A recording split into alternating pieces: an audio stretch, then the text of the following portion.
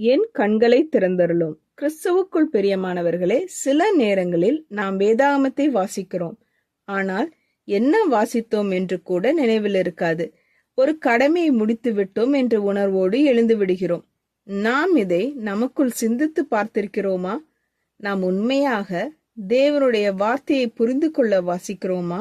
அல்லது ஒரு பட்டியலில் இன்னொரு விஷயத்தை முடிக்கவே வாசிக்கிறோமா? வேதாகமத்தை ஆழமாக புரிந்து கொள்ள ஒரு எளிய வழி இருக்கிறது. வாசிப்பதற்கு முன் தேவனிடத்தில் உதவி கேட்பது. சங்கீதம் 119 சொல்லப்படுவது போல, உமது வேதத்தில் உள்ள அதிசயங்களை நான் பார்க்கும்படி என் கண்களை திறந்தருளும்.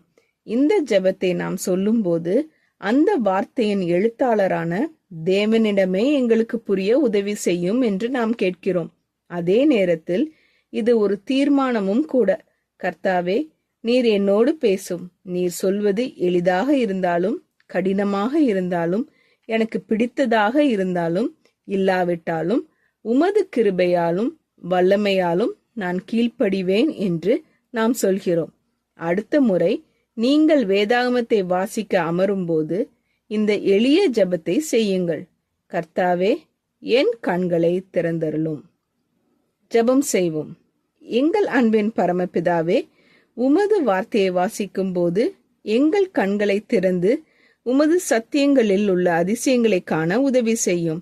ஒரு கடமையாக அல்ல, உம்மோடு சந்திக்கும் நேரமாக வேதாகமத்தை அணுக நீர் எங்களுக்கு உதவி செய்யும்.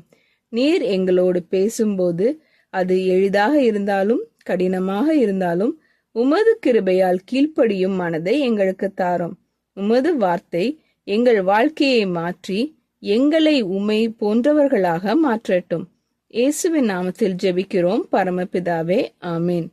இந்த மெசேஜ் 23 செப்டம்பர் 2024 நான்சி டிமோஸ் வோல்கமுத் அவர்களின் இயேசுவை தேடி என்ற புரோகிராமிலிருந்து எடுக்கப்பட்டது. கர்த்தர் உங்களை ஆசீர்வதிப்பாராக.